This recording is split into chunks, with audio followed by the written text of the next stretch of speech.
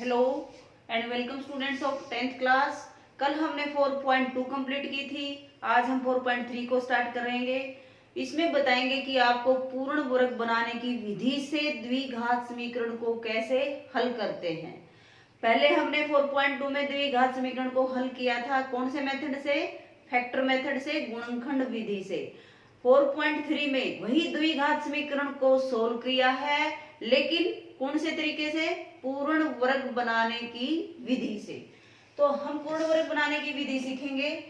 ये देखो कि इसका होल स्क्वायर है, ये एक सम ले लिया 2x और ये हो गया इसका whole square plus 2ab, 2 into में 2x रहना चाहिए यहाँ 3, तो इसका मतलब 3/4 आएगा। अब 3/4 का स्क्वायर ऐड एंड 3/4 का स्क्वायर सब्ट्रैक्ट, प्लस में 5 था, तो ये हमारा आ गया 2x प्लस में 3/4 का होल स्क्वायर। अब राइट साइड हमारा चला गया 3 बाय माइनस का था, ये प्लस का हो गया 9/16 माइनस 5। अब 16 एलसीएम 9 माइनस 80 यानी कि माइनस के 71/16। अब यहाँ पर थोड़ी सी देखो भाई, गौर करने वाली बात है कि किसी का भी होल स्क्वायर कितना होता है? कम से कम कितनी वैल्यू होती है? 0, और ज्यादा से ज्यादा तो नॉन लिमिट। लेकिन नेगेटिव किसी का स्क्वायर होता है? नहीं। तो ये हमारा क्या हो गया? इससे तो हम सोल्व कर ही नहीं सकते एक्स की वैल्यू, इसके कोई रियल रूट बनेंगे ही नहीं। तो इस तरह से जानने के लिए हम जनरल फॉर्मूला लेके आपको बताएंगे कि कैसे हम, जैसे जनरल इक्वेशन द्विघात समीकरण की ax स्क्वायर प्लस के bx प्लस के c इज इक्वल टू 0 है, a is not equal to 0, तो ये हमारी होगी क्वाड्रेटिक इक्वेशन। अब इसका perfect square, completing square method करने के लिए हमें क्या तरीका अपनाना पड़ेगा? हर एक क्वेश्चन के अंदर वही अप्लाई करना है हमने। सबसे पहले एक्स स्क्वायर का गुणांक को क्या करेंगे? 1 कैसे? मतलब एक्स स्क्वायर के आगे जो भी होगा उसे हम क्या करेंगे? Divide by A on both side, दोनों साइड ए से डिवाइड करेंगे तो एक्स स्क्वायर ए से कट जाएगा, प्लस में b by A into x plus में c बाय ए, और 0 से किसी को भी डिवाइड करेंगे क्या आएगा? 0 ही आएगा। अब ये आ गया। सब में, सभी क्वेश्चन में ऐसे करना है। जैसे 2x स्क्वायर प्लस के 5x प्लस में 4 है, तो इसमें किससे डिवाइड करेंगे? x के आगे क्या है? 2, तो 2 से डिवाइड करेंगे। x के आगे 3 होगा तो किससे डिवाइड करेंगे? 3 से डिवाइड करेंगे। x के आगे 5 होगा तो किससे डिवाइड करेंगे? 5 से डिवाइड करेंगे। हर एक एलिमेंट, हर एक टर्म को करेंगे बोथ साइड। इसके बाद हमारा क्या रूल है बेटा? x को छोड़ के क्या बच गया? b by A, coefficient of x, x का गुणांक, गुणांक का मतलब गुणा का अंक, x का गुणांक अंक क्या है? b बाय ए, उसका क्या करेंगे? आधा, आधा का मतलब 1/2, और उसका क्या करेंगे फिर? स्क्वायर, ऐड एंड सब्ट्रैक्ट, जोड़ेंगे और घटाएंगे। क्योंकि अपनी तरफ से कोई भी क्वेश्चन है 6 ले लिया, इसके अंदर मैंने 2 जोड़ दिया और 2 ही माइनस कर दिया, तो 6 के ऊपर कोई फर्क नहीं पड़ा। तो उसी चीज को, सेम चीज को हम ऐड भी कर सकते हैं और सब्ट्रैक्ट भी कर सकते हैं, तो स्टेटमेंट के ऊपर कोई फर्क नहीं पड़ता। ऐड एंड सब्ट्रैक्ट और ये करेंगे हम। अब देखो एक्स स्क्वायर किसको ऐड एंड सब्ट्रैक्ट करना है?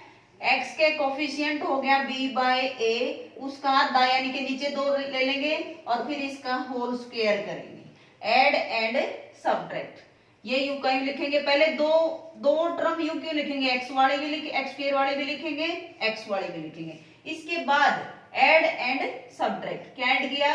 b बाय 2a का होल स्क्वायर हमने ऐड किया और b बाय 2a का होल स्क्वायर हमने सब्ट्रैक्ट किया, और प्लस आ गया c बाय a, ये रहती थी टर्म, ये हमने लिख दी, और इज इक्वल टू 0। अब देखो यहां तक हमने देखा यो a स्क्वायर, यो प्लस का 2ab, यो b स्क्वायर, तो ये किसका होल स्क्वायर हो गया? x प्लस में b बाय 2a का क्या हो गया? ये होल स्क्वायर। ठीक है, पहले 3 अक्षर। यहाँ बीच में प्लस है तो प्लस का बनेगा, यहाँ माइनस होगा तो माइनस का बनेगा। अब इसका होल स्क्वायर तुम खोल के देखोगे तो पहले 3 पद आएंगे। अब जो लास्ट के 3 पद हैं वो देखो क्या है कि माइनस का बी स्क्वायर 2a का हो गया 4a स्क्वायर प्लस में c by a is equal to 0, तो x प्लस में b by 2a whole square. अब इसको इधर लेके गए भाई, b स्क्वायर तो हो गया प्लस का 4a स्क्वायर और ये हो गया माइनस का। अब एलसीएम ले लिया हमने 4a स्क्वायर, तो ये हो गया b स्क्वायर माइनस 4ac। अब देखो, अब हमें बताया था, अभी एक एग्जांपल लेके बताया था कि किसी का भी होल स्क्वायर नेगेटिव नहीं होता। अब इसके अंदर इसका मतलब क्या होना चाहिए, ये कंडीशन आ गई कि b स्क्वायर माइनस 4ac।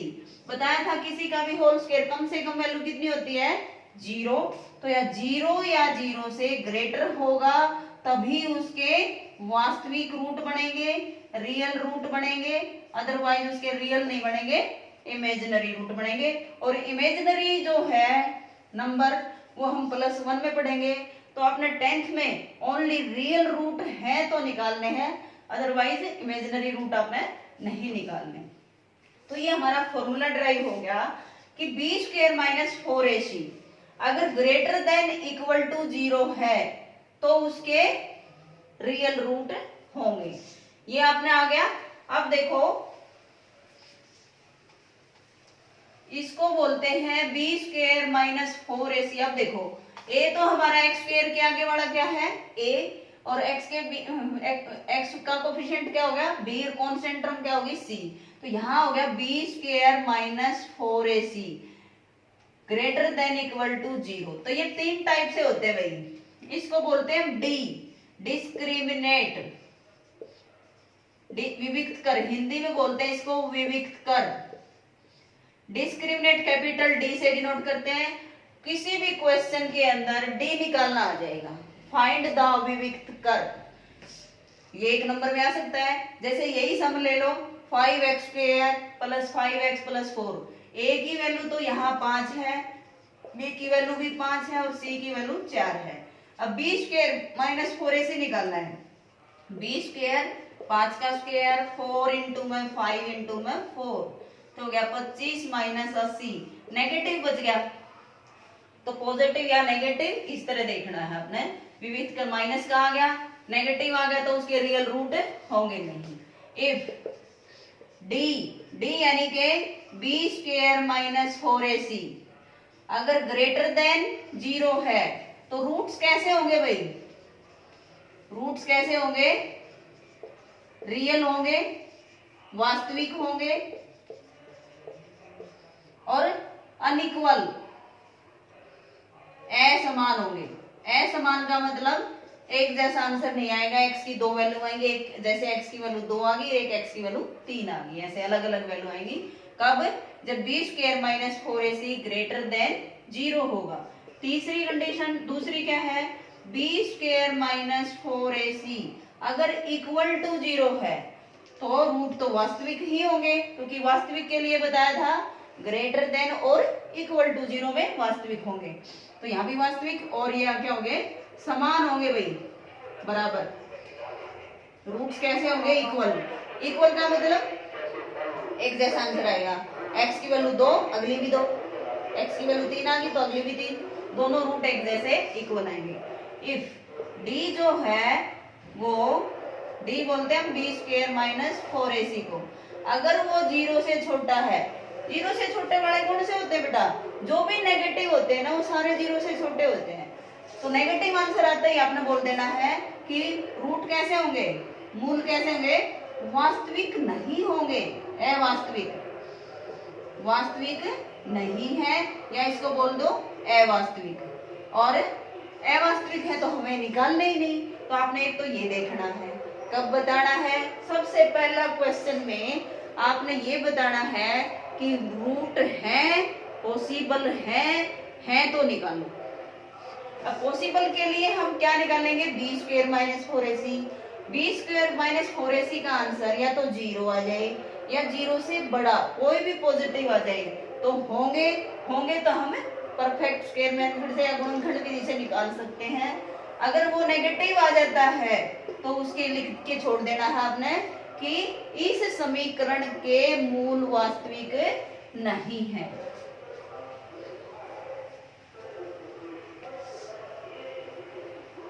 अब बेटा जैसे यही ले लिया हमने, कोई भी सम ले लो, 5x² माइनस के 6x प्लस के 2 इज इक्वल टू 0। सबसे पहले तो इसको परफेक्ट स्क्वायर बनाएंगे। क्या करेंगे? 5 से डिवाइड करेंगे। x² माइनस के 6/5x प्लस में 2/5 इज इक्वल टू 0। फिर हमने क्या बताया था तरीका कि 6/5x यहाँ तक तो लिखना ही है। अब 6/5 का आधा, आधा का मतलब नीचे 2 लिखेंगे, 2 से ये डिवाइड करेंगे तो 3/5 आ गया। 3/5 का होल स्क्वायर ऐड एंड 3/5 का होल स्क्वायर सब्ट्रैक्ट और प्लस के 2/5 पहले से ही था और इज इक्वल टू 0। फिर यहाँ तक हमने देखा कि x प्लस में 3/5 का होल स्क्वायर, तो ये 3 टर्म बन गई। प्लस आएगा माइनस, क्योंकि यहाँ माइनस है तो क्या आएगा? माइनस आएगा। अब जो है इसको इधर लेके गए, 3/5 माइनस का है प्लस का हो गया 9/25 और माइनस के 2/5। एलसीएम लेके हम इसको सोल्व कर देंगे 10, यानी कि कितना आ गया ये? माइनस के 1/25। तो इसके रूट जो है वास्तविक नहीं होंगे, क्यों? इसके निकले नहीं, वही नेगेटिव आ गया तो हम पहले ही ना बता देंगे किस मेथड से। इसलिए मैंने ये शॉर्टकट बताया है कि a इज इक्वल टू यहाँ क्या है 5 और b इज इक्वल टू -6 और c is equal to 2। b² minus 4ac निकालो पहले। अब b² माइनस 6 का होल स्क्वायर, किसी का भी माइनस का स्क्वायर प्लस में होता है भाई। 4 और a की जगह 5 और c की जगह 2। अब देखो ये 36 और ये हो गया 40, माइनस के 4 बच गया। नेगेटिव आ गया तो रियल रूट है ही नहीं, और पॉजिटिव आ जाएगा तो हम कर देंगे।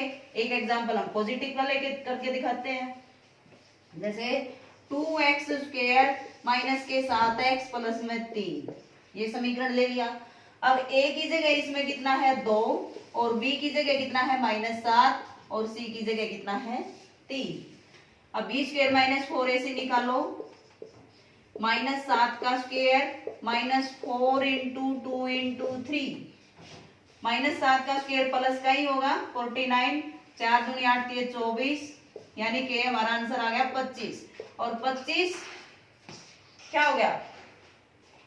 होल पॉजिटिव हो गया तो इसके रियल रूट बनेंगे। अब वो कैसे बनेंगे वो देखो, 2x² माइनस के 7x प्लस के 3 इज इक्वल टू 0। वही x के 2 से भाग दे दो, 7/2x प्लस में 3/2। अब क्या एड एंड सब्ट्रैक्ट करें? 7/2 का आधा 7/4 49, यानी कि 7/4 का whole square add and subtract और प्लस के 3 इज इक्वल टू 0। ये आ गया, ये आ गया 3/2। अब जो ऐड किया है हमने ये हो गया x माइनस 7/4 का होल स्क्वायर और इसको इधर ले गए 49 बटे में 16 और माइनस के 3/2। एलसीएम आ गया 16, 49 माइनस 24 वही आ गया 25 बटे में 16।